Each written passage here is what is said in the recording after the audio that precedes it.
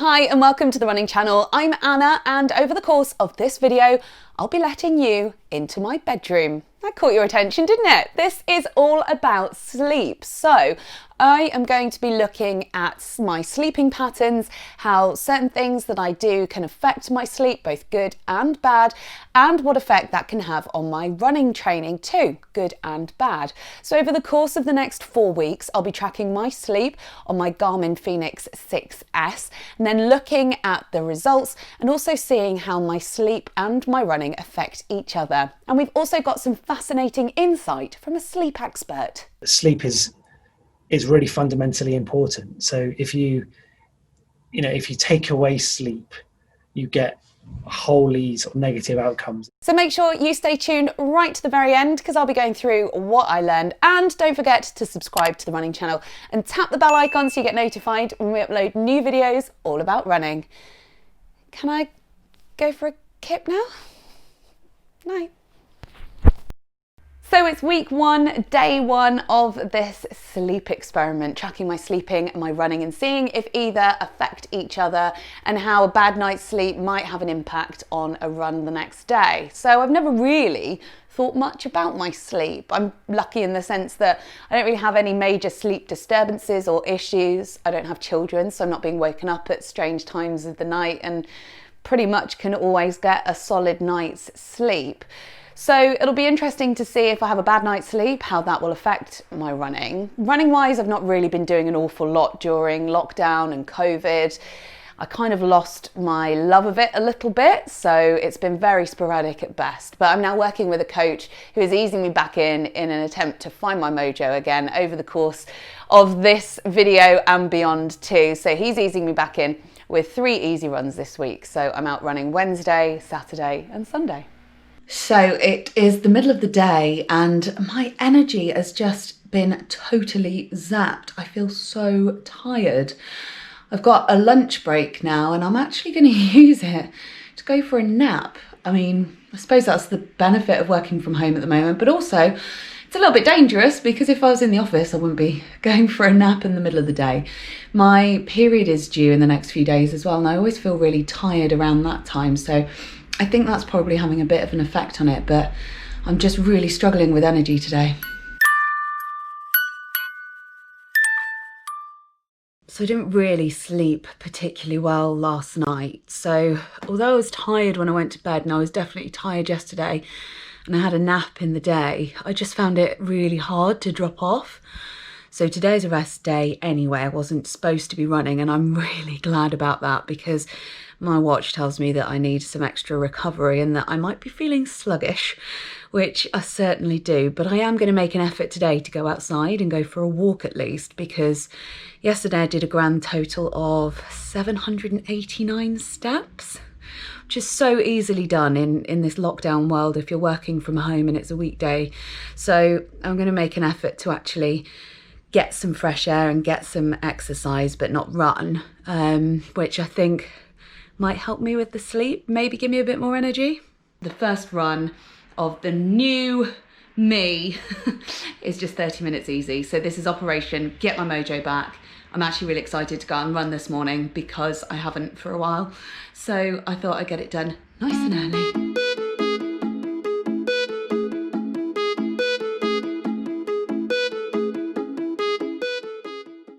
Whew, so Friday morning, nice and early, 7 a.m. start for me doing a strength and conditioning class. Well, I say class. On Friday mornings during this whole coronavirus pandemic, me and a bunch of running mates have got together on Zoom on a Friday morning and do a bit of strength and conditioning work. So we do a warm up, 3 sets of 5 exercises and some plank at the end. So probably doing about 30 minutes or so. It's a great way to remember to get some S&C into your week, but it's also a really good way to get me out of bed in the morning as well, because a theme of this video will be I don't really like mornings. So I have been known to roll out of bed at 10 to 7, maybe a bit later, to go and do this at 7 o'clock.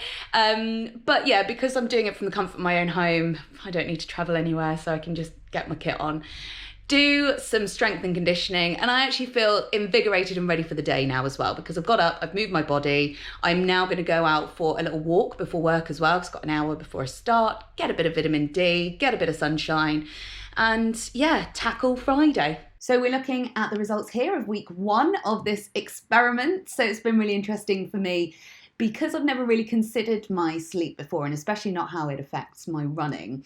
So we've got all the different colours that represent the different stages of sleep here. And the way that my watch measures that is by using accelerometer data, so how much I'm moving around in my sleep, and also heart rate and heart rate variability to give a more accurate breakdown of those sleep cycles. So we're looking for some good deep sleep, REM, and probably not too much awake, which is that light pink one. So it'll be interesting to see over the weeks as I adapt and adjust certain things to see whether I can get better sleep and less awake time.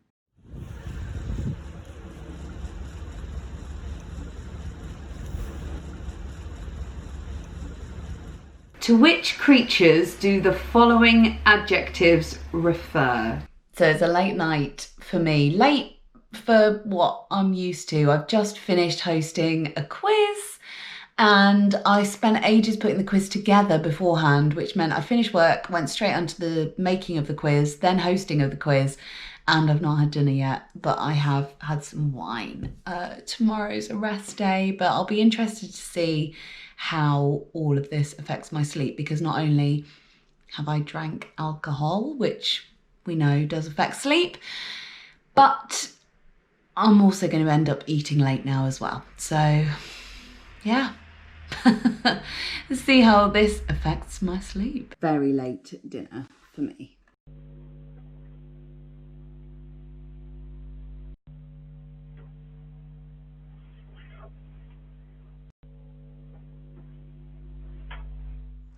Well, as predicted, I had a terrible night's sleep. I think I slept for about six and a half hours, but really restless. I woke up this morning feeling really tired, and then having checked my Garmin data, it says I had a restless night, had a little look on the camera, see what was going on, just so much tossing and turning. So yeah, I feel very tired today. So I've brought myself out for a pre-work walk, because lockdown means that otherwise I could spend all day just sitting at my desk. So yeah, just trying to get a bit of fresh air, move. It's a rest day, which I'm really grateful for, because I have no doubt that if I was running today, it would be a shocker. Good morning, feeling fresh as a daisy this morning. Up at 6:30, did my Zoom S&C session at 7, and now just had a quick coffee and going to head out for a quick walk before I start work. Now, I felt this morning when I woke up absolutely brilliant, and I felt like I'd had a really good night's sleep. Checked on my sleep data, backs it up. So 8 hours, not much sort of tossing and turning, and I can really tell the difference compared to yesterday, where all I wanted to do was go back to bed. I just feel so much better. So later on today, I'm catching up with Charlie Pedlar, who is a sleep expert. So I'm going to be getting loads of tips to take into next week so that I can put them into practice and see if I get some good night's sleep off the back of the tips from Charlie.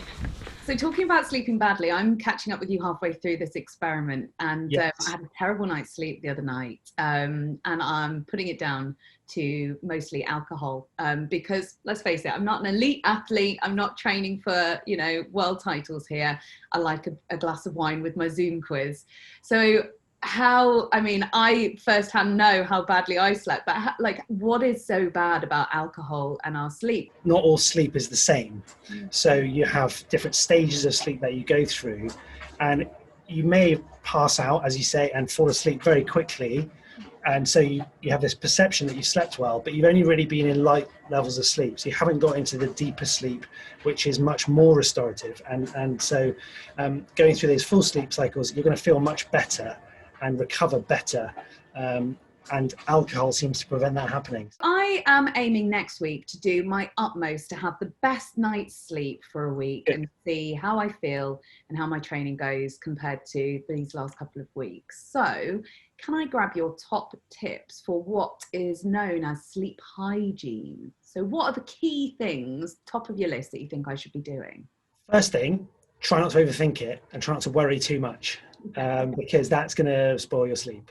But then, there's a lot of things that you can do to help sleep well. So taking time to unwind in the evening where you're not on your social media, you're not on your screen, and if you are, it's watching things that are really going to relax you rather than stress you out. The sleeping environment itself needs to be cool, needs to be really as dark as you can get it, and you want to take out anything that's going to bug you in the night, like electronics, like having a phone next to you. If you can avoid that, that would be really good. Can running actually make your sleep any worse? Yes, I think it probably can. And again, lots of different reasons for that and individual circumstances. So if you're worried about competing, as an elite athlete, that can certainly keep you awake at night. If you train late into the evening, training causes your heart rate to go up. It causes, you get the runner's high, and also body temperature as well. So you need to cool your brain slightly to actually fall asleep. So if your body is warm from exercising, then that can also be a factor. Here's the data from the end of week 2 then. So I do feel like I did pretty much everything wrong this week, and that was backed up by speaking to Charlie as well, about having my phone by my bed, training late, caffeine, alcohol, all these things. If we look at the actual numbers, then the amount of average awake time has gone down, but the average amount of light sleep has increased. So overall, I was sleeping more on average this week, but it's not been good quality sleep every single night. So that light sleep needs to translate a bit better into some deeper sleep and some REM, which is where the real recovery happens. So tonight is the first night of week 3 of the sleeping experiment. So this week I'm going to make every effort to get good sleep all week and to try and instill some good sleeping habits. So I've taken on board everything that Charlie had to say. It is coming up to 8 o'clock now. I've had my dinner, so I've got a nice window to let that digest. I am going to get up at 7 o'clock tomorrow morning, so to have 8 hours sleep. That means I need to be in bed by 11 o'clock. I have removed my phone charger from my bedroom. So when I go to bed tonight, I will plug my phone in outside of my bedroom so that it's not there next to me, because I found it really interesting what Charlie had to say about having your whole world and your whole life just next to you and that urge to want to check things. So I won't have my phone in there in my bedroom. That's going to stay away. And yeah, I'm going to wind down now for the next couple of hours. I'm going to pop a film on and just wind down ready for some good sleep. I've had a shower. I trained earlier on today. Just feel like the day is done and now is the natural time to wind down.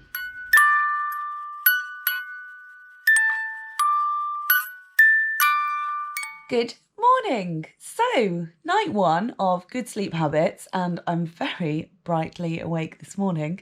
It's 7:15, and yeah, got up, made myself a cup of tea, and the one thing that I've noticed about not having my phone next to me is that normally when I wake up in the morning, I dive straight into the day. I grab my phone, check my notifications, go through my emails, and could probably spend about half an hour in bed just scrolling, especially with working from home at the moment.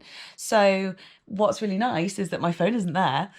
So I've got up, made myself a cup of tea. I know I've come back into my bed, but I'm awake a little bit earlier than I needed to be. So I'm just going to give myself 15 minutes in my cozy bed with my cup of tea.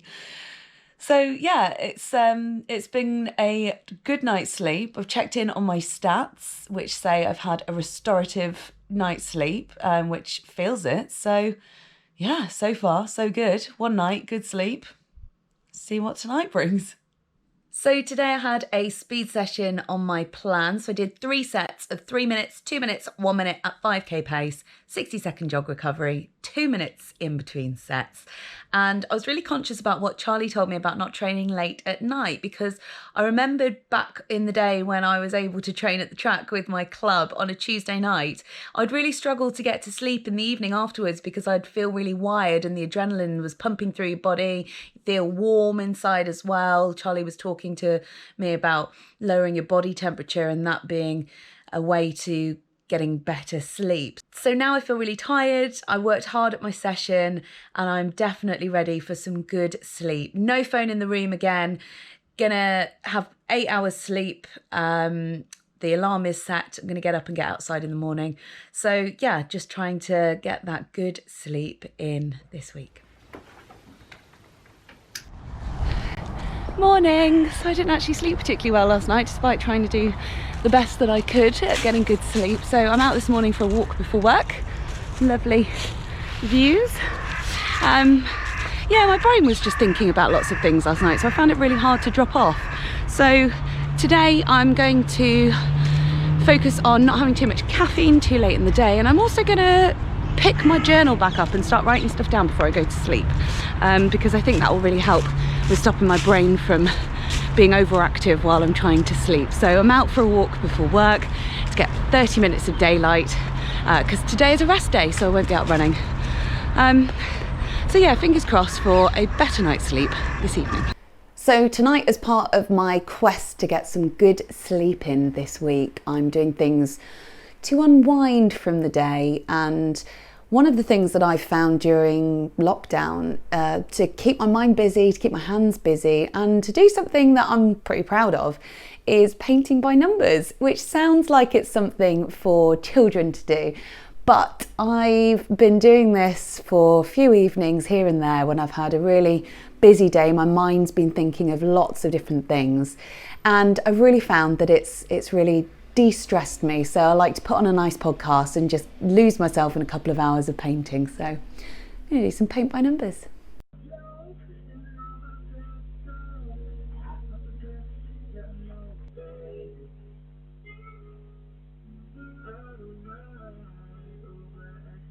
So it is 4:15 on Friday afternoon and it is freezing cold today. I've been out for a walk this morning, done my strength and conditioning session, no running today, rest day from running tomorrow instead. But what I would normally do at this point of the day, because it's so cold, I've got the heating on and I've got a thermal base layer on too, but to warm up I would normally have a tea or a coffee. So I've got my coffee. However, yes, it looks rank because it's not proper coffee.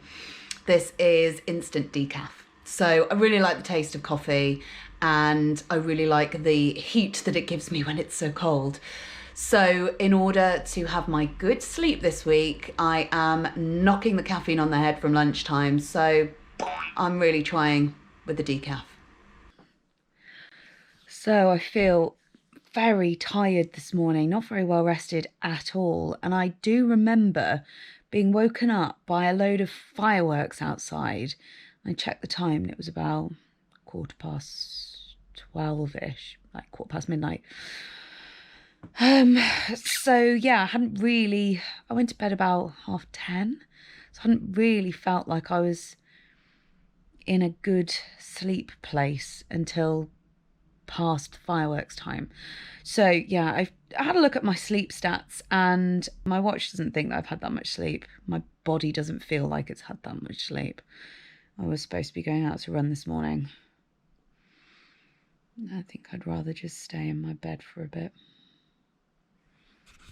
So this week I really noticed the benefits of better sleeping habits. I feel much better rested and I feel like putting into practice some of the things that Charlie recommended, like not having my phone in my bedroom and winding down before bed, has really helped. Looking at the actual numbers, the big thing that jumps out at me is my average total sleep. That has shot up. So a few early nights here and there, some later mornings perhaps as well. But what's really pleasing to see is that the average awake time is still pretty low, even though the amount of average sleep time's gone up by so much. Some good REM in there as well, and some real restorative night's sleep. No wonder I'm feeling more rested. So it's the evening of the first day of week 4, going into the final week of tracking my sleep and my running and seeing how the two affect each other. And the big takeaway that I've taken out of last week that I'll be taking into this week is not having my phone next to my bed. That's really helped me, both by winding down before I go to bed, so doing other things that stop me from scrolling on my phone, but also not grabbing it first thing in the morning and diving straight into the day. So my phone is staying charged outside my bedroom from now on, so I'll be taking that on board. So this week I've got 4 run sessions. I've just done 8k easy with some strides at the end. I've got a 30-minute easy, I've got a speed session, and I've got a 60-minute start easy and steady. So nothing too vigorous this week. Oh, and S&C on Friday, of course. So yeah, I'm going to be taking some evenings of relaxation, winding down before bed, and also not having my phone by me when I go to sleep.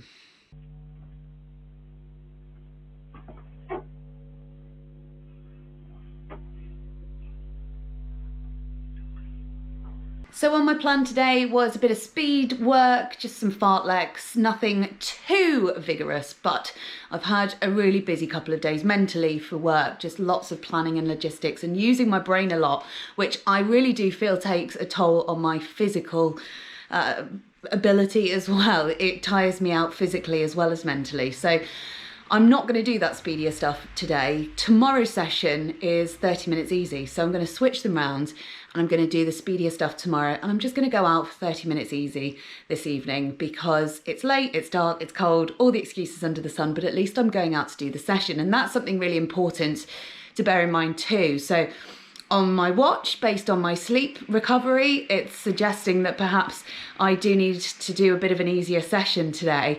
And I feel that as well. And so it's important to remember that it's not about the days that you do your sessions on, it's about the process and linking them all together. So if you do feel like swapping out a session, or even if you do feel that bad that you need to bin it off entirely, then don't feel bad about it. It's all about those building blocks that then create the final result. It's not about what you do on each individual day that matters.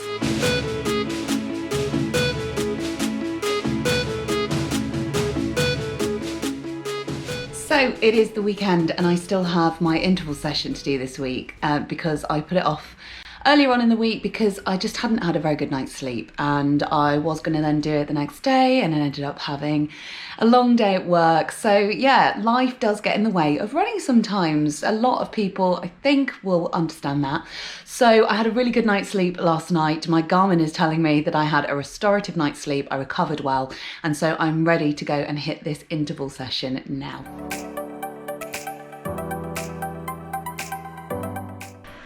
So that is my intervals done. It was really tricky. So I was doing 5, 4, 3, 2, 1 minute intervals with 60-second rest, 3 minutes between sets. I can tell you that the final 3-minute and 2-minute rep felt like I was dying, but I really don't think that I could have got that session done earlier on in the week when I just felt so tired. So I'm really glad that I left it for a few days until I was feeling less tired. I had more time because it was the weekend, so I could go out and do it at my leisure and not put pressure on myself. So that is definitely a learning, that if your body says that you feel too tired, it's okay to knock a session a few days along, just so that you can then give it your best. So what have I learned by tracking my running and my sleeping over the last 30 days? Well, for me, the biggest takeaway has been knowing that if I feel tired and I've got a hard session on the plan that day, that it's okay to move it to a different day where I've slept better and I can give it my all rather than a half-hearted attempt. Now, I always knew that it's important to listen to my body, but sometimes it's really easy to make excuses, and you might think that you feel tired, but actually you can give the session your all. So it can be really, really helpful having all of the data at your disposal from a watch that's looked at your overall training load and your sleep quality and is making common sense decisions and backing up what you already thought with the data that's available and suggesting sessions that may suit your life better based upon how you're feeling and how your sleep has been. One of the other things that I learned is that for me personally, doing things to wind down in the evening before bed has had a really good impact on my sleep quality. So doing things like taking a bath or paint by numbers, anything that's going to keep me occupied that isn't scrolling through social media and news sites and getting me worked up as I prepare for downtime to go to sleep. I've also learned that the biggest thing that I will carry on after this experiment is not having my phone next to me when I go to sleep. I hadn't really considered until I spoke to Charlie that having your whole world at your fingertips when you're trying to wind down actually isn't conducive to a good night's sleep. And it's also helped me get out of bed in the morning better too, because I would traditionally grab my phone and start scrolling, check all my emails the minute I woke up. But now I'm able to get out of bed, ease myself into the day and not get drawn into the work day or life straight away as soon as my eyes open. And also personally, again for me, having caffeine late in the day is not something that is helpful to having a good night's sleep. So cutting out the caffeine around lunchtime, having hot drinks when it's cold is a big part of my day-to-day in winter, but swapping those out for caffeine-free alternatives has been a game changer for when it comes to getting better quality sleep. So hopefully there's some tips in there that will help you with your sleep and your training. Have you ever considered how the two affect each other? Maybe there are some tips that you have for getting good sleep and doing good training at the same time. Or maybe you've never really considered it either before seeing this video and you're going to make some changes yourself. Let us know in the comments below and we'll see you next time on the Running Channel.